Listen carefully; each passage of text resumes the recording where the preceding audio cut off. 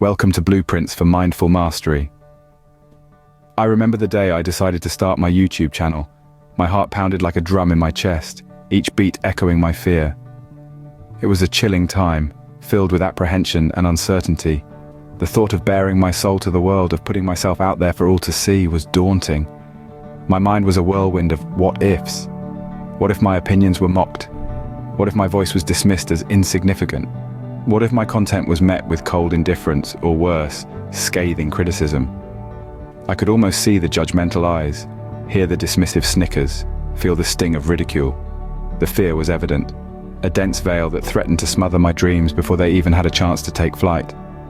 But among all these fears, one loomed larger than the rest, the fear of being disliked. We live in a world that thrives on validation.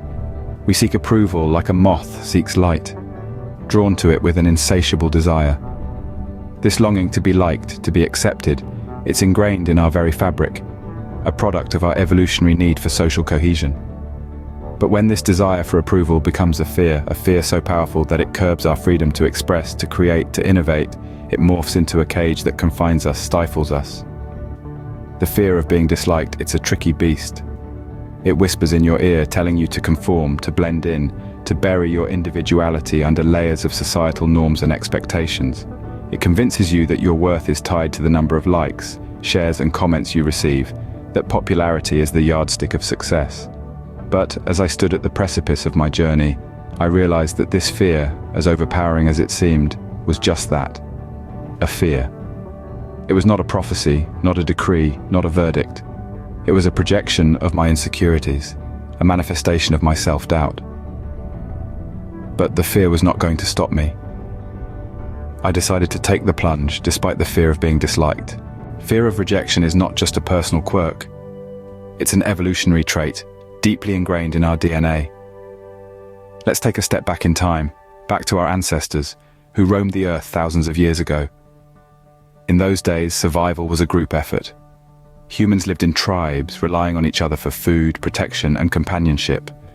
Being part of a group was essential, a matter of life and death. If you were ostracized, left alone in the wilderness, your chances of survival diminished drastically. This fear of exclusion, of being cast out, became hardwired into our brains, an instinctive response to protect our very existence. It's a primal fear, one that has been passed down through countless generations, shaping our social behaviors and interactions. But the world today is different. We no longer live in tribes. We don't hunt for our food. And being alone in the wilderness doesn't mean imminent death. Yet, the fear of ostracism persists. It has evolved, adapted to our modern society, and found a new home, the realm of social media. Here, in the digital age, we're more connected than ever. Yet, ironically, the fear of exclusion seems to have intensified. Each like, comment, and share is a validation, a sign of acceptance. And when they're absent, it can feel like we've been cast out, rejected. The fear of being disliked, of not fitting in, can be overwhelming. It can dictate our actions, shape our identities, and even influence our happiness. It's a fear that can keep us from expressing our true selves, from embracing our authenticity. In this age of social media, where we're constantly under the scrutiny of others, being disliked can feel like social death. But it doesn't have to be this way. Facing judgment and rejection is a scary prospect, but it is also the pathway to authenticity. A truth I've come to realize as I braved the choppy waters of starting this YouTube channel. The fear of being disliked, the fear of being different, was a daunting shadow that loomed over me. But as I pushed through, I started to see that shadow for what it was. Nothing more than a phantom of societal expectations. You see, we're all unique, and that uniqueness is not a flaw, but an asset. It's what makes us interesting, what makes us human. It's easy to blend into the crowd, to wear masks that conform to the expectations of others. But being true to ourselves, embracing our individuality, now that takes courage. I had to learn to value authenticity over approval, to understand that it's better to be disliked for who I am than to be liked for who I'm not.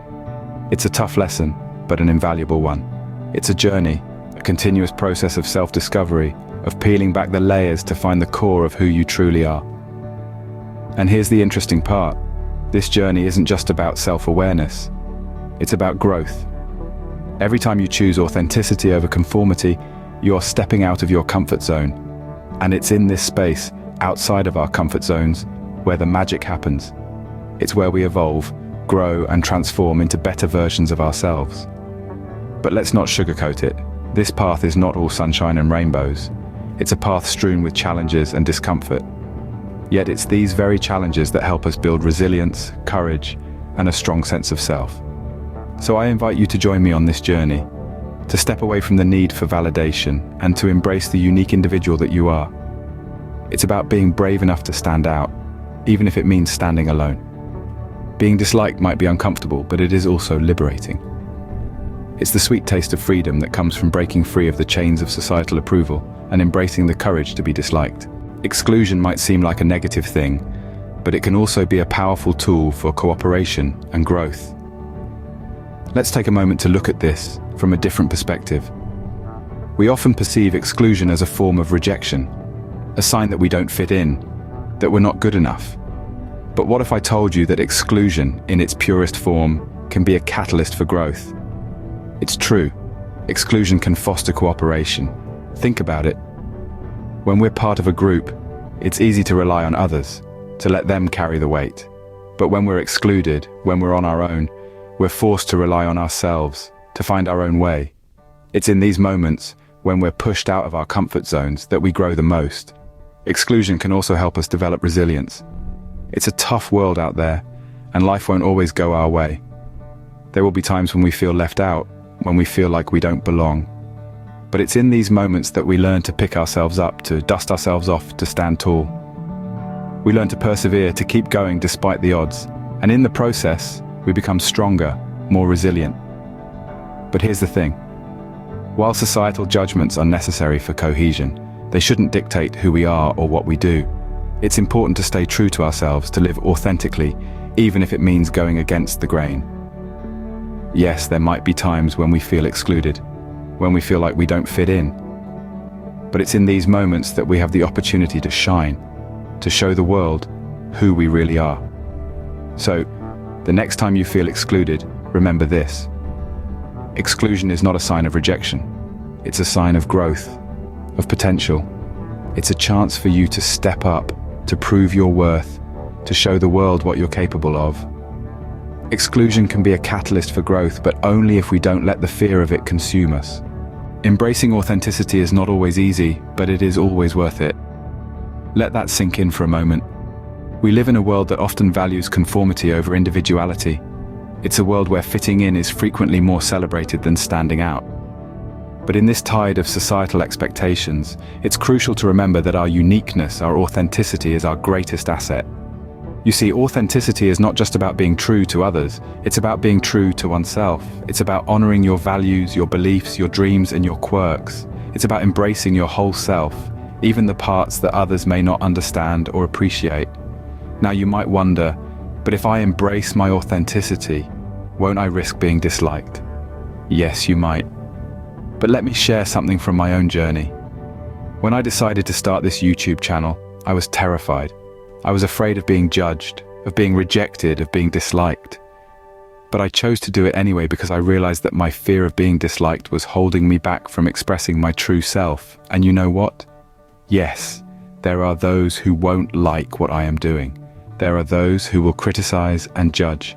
But there are also those who will appreciate my authenticity, who will resonate with my message, who will find inspiration in my journey. And these connections, these relationships, will enrich my life in ways I will never have imagined. So I urge you, don't let the fear of being disliked hold you back. Prioritize your personal fulfillment over societal approval. Embrace your authenticity. It might be scary, it might be challenging, but it will also be rewarding because in the end, it's your life. It's your journey. And remember, there's only one you in this world. Only you can bring your unique blend of experiences, perspectives, and talents to the table. Only you can live your life in a way that is truly authentic to you. Don't let the fear of being disliked stop you from being you. Be courageous, be authentic, be you. Thank you for joining me on this journey of growth and empowerment. If you are inspired, please like and subscribe. Until next time, embrace the path to your best self with blueprints for mindful mastery.